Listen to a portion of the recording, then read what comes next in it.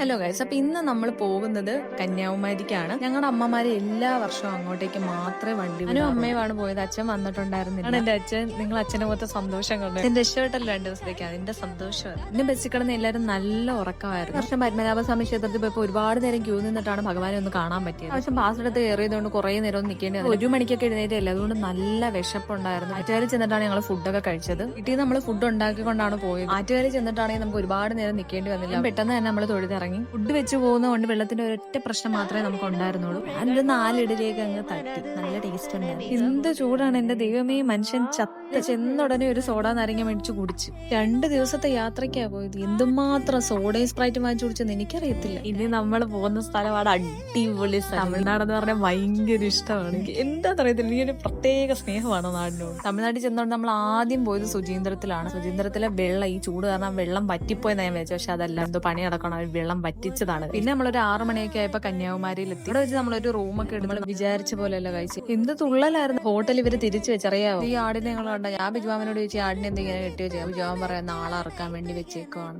ഉദയം കണ്ടി ഞങ്ങൾ തിരിച്ചു വരുമ്പോഴത്തേക്ക് അതിനകത്ത് കുറച്ച് ആടുകളില്ല, അപ്പുറത്ത് വെട്ടിക്കൊണ്ടിരിക്കുവായിരുന്നു. അതിന് കണ്ടപ്പോ എനിക്ക് എന്തോ പോലെ തോന്നി. കന്യാകുമാരി നമ്മൾ നേരെ പോയത് ഈ അമ്പലത്തിലേക്കാണ്. തിരുപ്പതിയുടെ ഒരു മിനി വേർഷൻ എന്ന് വേണമെങ്കിൽ നമുക്ക് പറയാം. തിരുപ്പതി കാണണമെന്ന് ഭയങ്കരമായിട്ട് ആഗ്രഹിച്ചിട്ടും ആന്ധ്രാപ്രദേശ് വരെ പോകാത്തവർക്ക് ഈ അമ്പലത്തിലും പോവാം കേട്ടോ.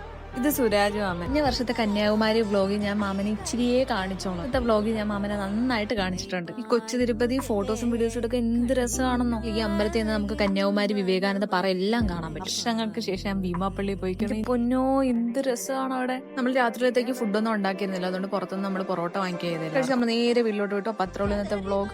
Bye guys.